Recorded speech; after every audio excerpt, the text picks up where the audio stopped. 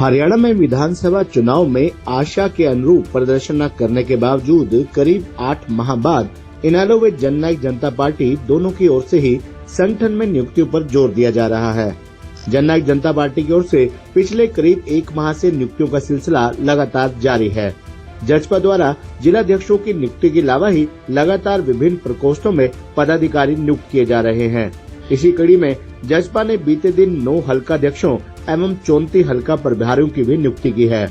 इसी तरह से पिछले करीब 1 माह से इनेलो द्वारा भी संगठन में नियुक्तियां की जा रही हैं। इस क्रम में इनेलो भी जिलाध्यक्ष हल्का अध्यक्ष नियुक्त करने के अलावा आधा दर्जन प्रकोष्ठों में नियुक्तियां कर चुकी है।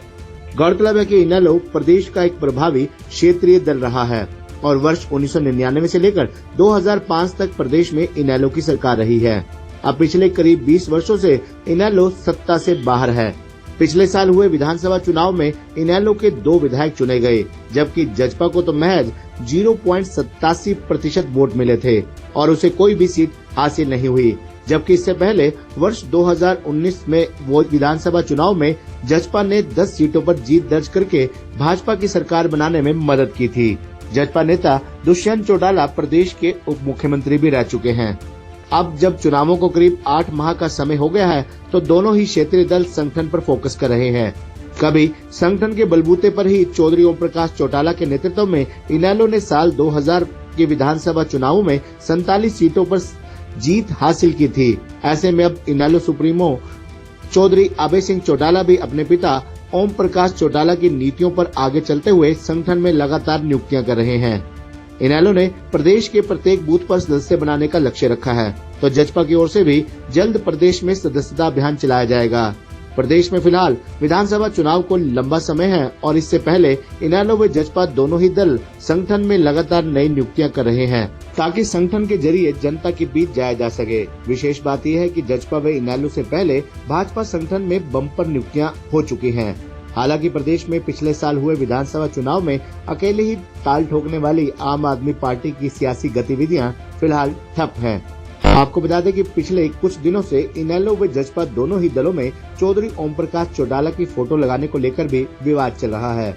चौधरी ओम प्रकाश चौटाला वर्ष 1998 से लेकर दिसंबर 2024 तक इनेलो के सुप्रीमो रहे। खास बात यह है कि 2018 में इनेलो के विघटन के बाद दिसंबर 2018 में डॉक्टर अजय सिंह चौटाला व उनके बेटे दुष्यंत चौटाला ने जजपा का गठन किया था। इसके बाद से ही समय समय पर दोनों ही दलों में अनेक मुद्दों को लेकर विवाद होता रहा है। अभी भी पिछले दिनों जजपा की ओर से अपने बैनरों व पोस्टरों में चौधरी ओम प्रकाश चौटाला की फोटो लगाए जाने को लेकर इनेलो सुप्रीमो चौधरी अभय सिंह चौटाला ने इस पर ऐतराज जाहिर करते हुए जजपा पर तीखे आरोप भी लगाए थे।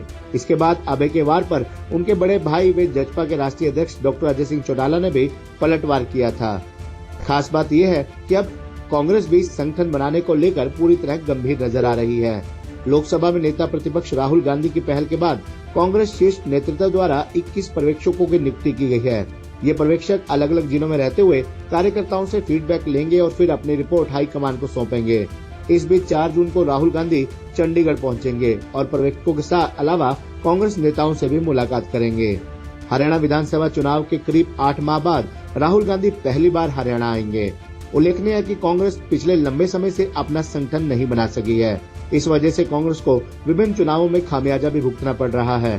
पिछले साल हुए विधानसभा चुनाव में कांग्रेस के पक्ष में माहौल होने के बावजूद संगठन न होने और आपसी गुटबाजी के चलते पार्टी 37 सीटों पर सिमट गई थी और भाजपा लगातार तीसरी बार प्रदेश में सरकार बनाने में सफल रही थी।